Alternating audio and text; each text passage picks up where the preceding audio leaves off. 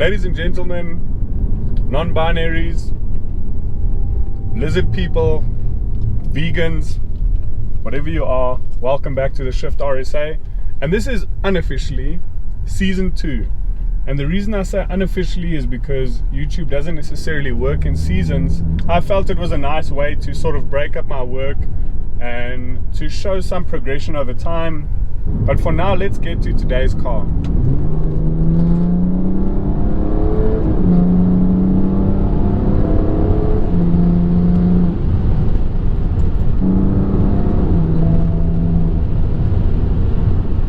Okay, don't worry about that warning, that's a speed warning. Wait, maybe I should turn it off. I have a feeling we're going to be doing those speeds a lot today. Let me quickly turn that off. Okay, main menu, settings, speed, warning, off. Boom. Right, let's have another go.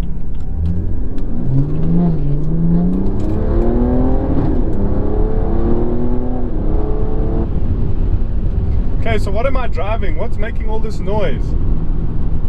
Before I tell you, I want to make a point quickly.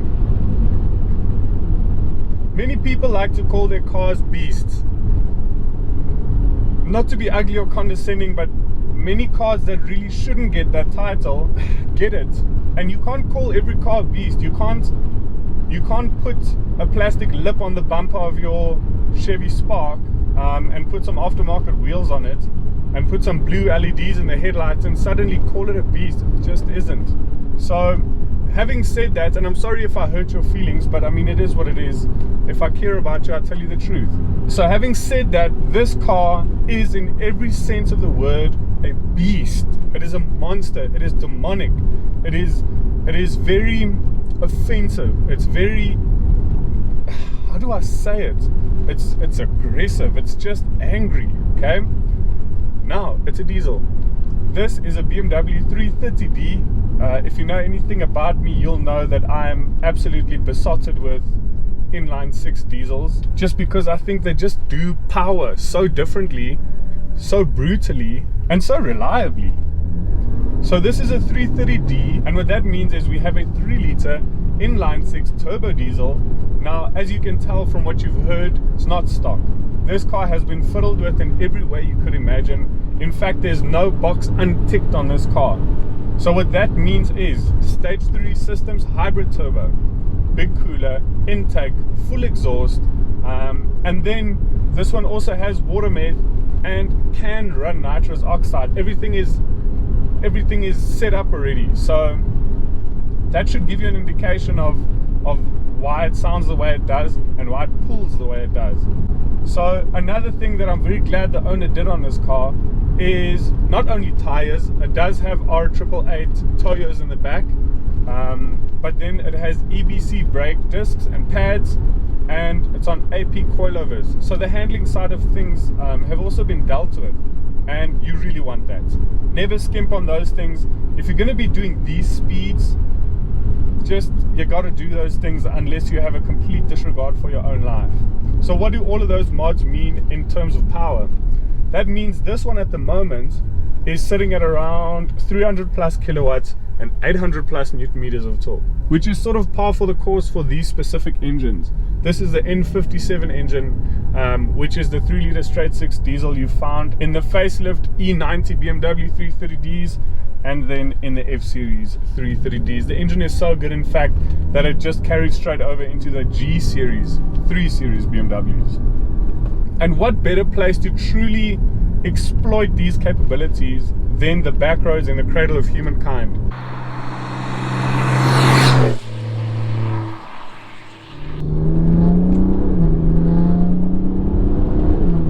With it being a hybrid, you really do want to keep the revs sort of just above 2000. It doesn't do big turbo things necessarily where it only peaks or where it only boosts right up top, but here just after 2000 is where you want to get onto the power.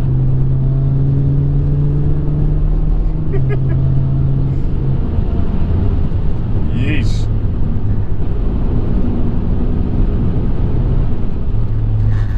Yeah. Luckily the brakes are doing a good enough job of stopping me. The car's so low. There we go. So let me just gather myself. You really do have to sort of look far enough ahead down the road to make sure that there aren't any obstructions, because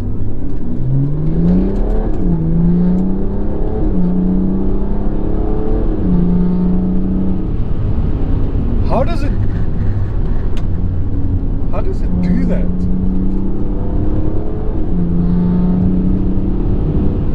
It's stupid power. It's stupid.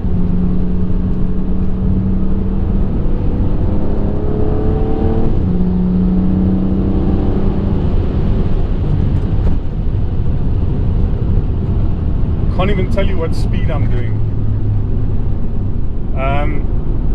You kind of have to look so far ahead down the road to make sure there isn't anything there.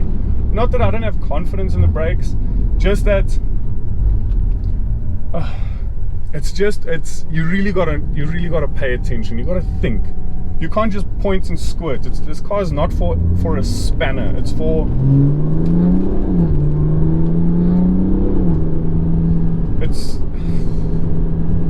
I'm just gonna shut up and drive a bit.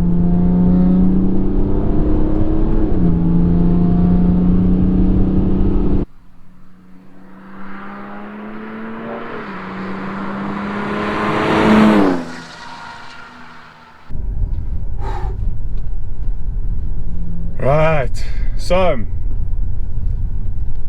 what does 300 kilowatts and 800 newton meters feel like in reality as I'm driving? It feels like I better pay attention or I'll have an accident. And I think that's part of what makes this car so cool, is the fact that you can drive it normally. If you just stick it in drive and you're just cruising along, there isn't much to let you know that this thing is very likely to take your head off. Outside there are some visual cues. You'll note that the semis are quite prominent because the actual fitment on this car is very aggressive. The rear wheels stick out a little bit, but very sort of staunch. And then the exhaust, obviously the car has been debadged, which maybe is a tactical move. That way people don't really know what they're dealing with. It could just be another guy with a 320i that's gone and put some exhaust on, and then you proceed to hurt their feelings. And then there's the ventilated discs, which could also be a clue. Then if you look in the front of the car, you'll see that ram air intake, which is another clue. And then there's the sound, because it does make a hell of a grunt. It's one of the best sounding diesels I've ever heard in my life.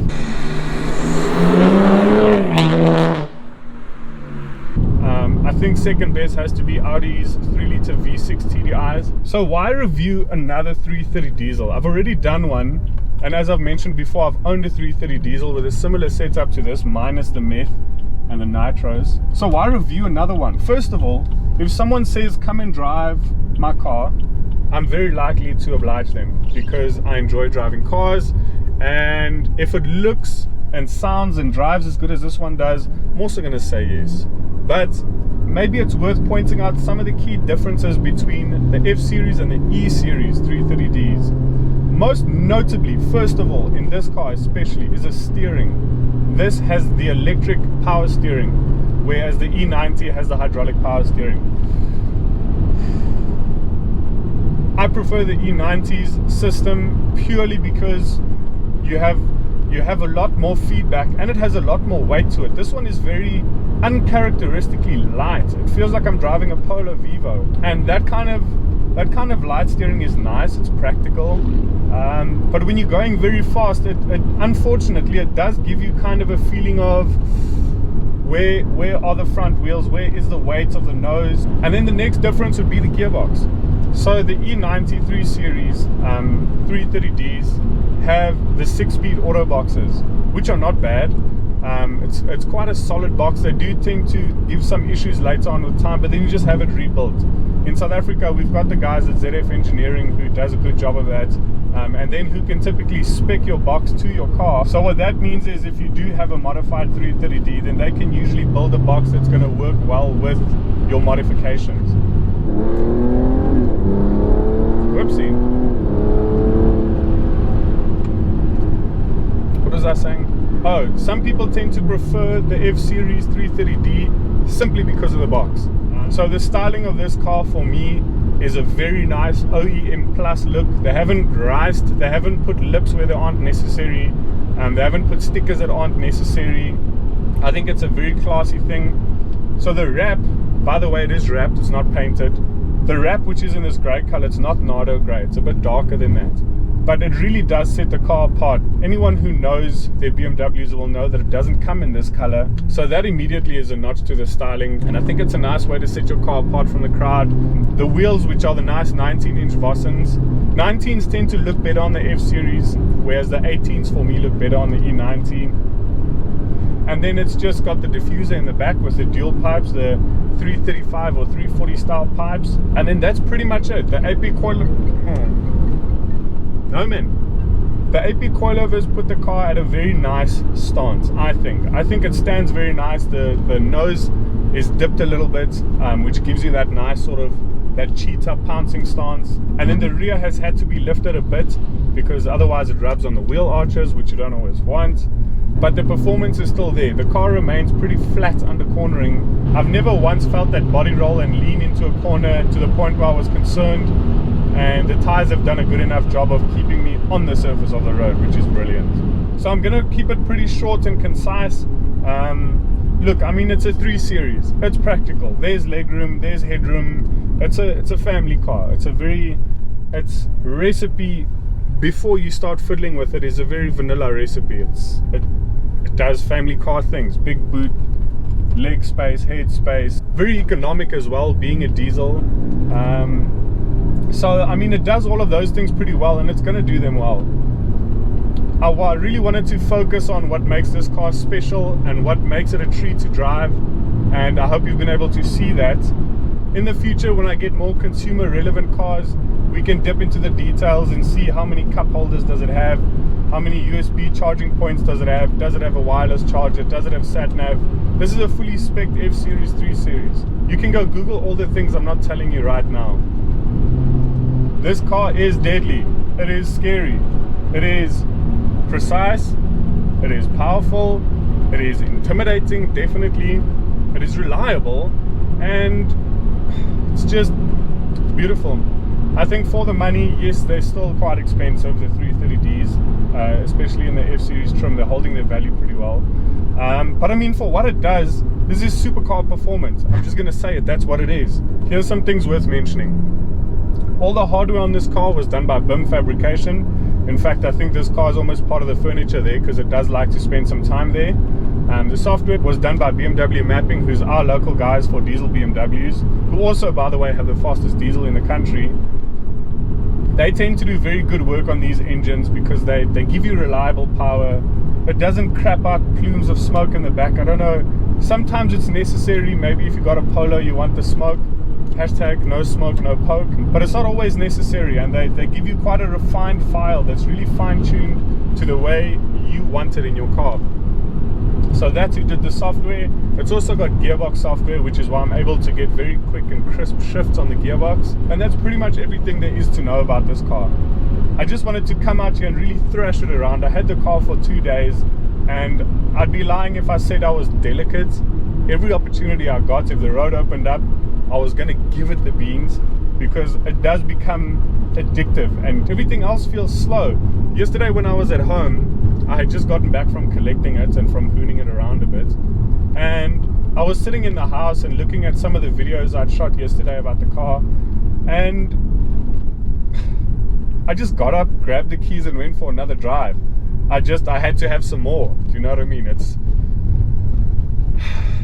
That's the only way I can really describe it to you, and I hope it gives you an idea of how potent it is, and how once you get a taste for it, you got to have more. You want more speed, you want to go faster, and you want that whole, and it really does happen. You don't always see it in drivers when the car has violent acceleration, because we've got this to hold on to and we anticipate it.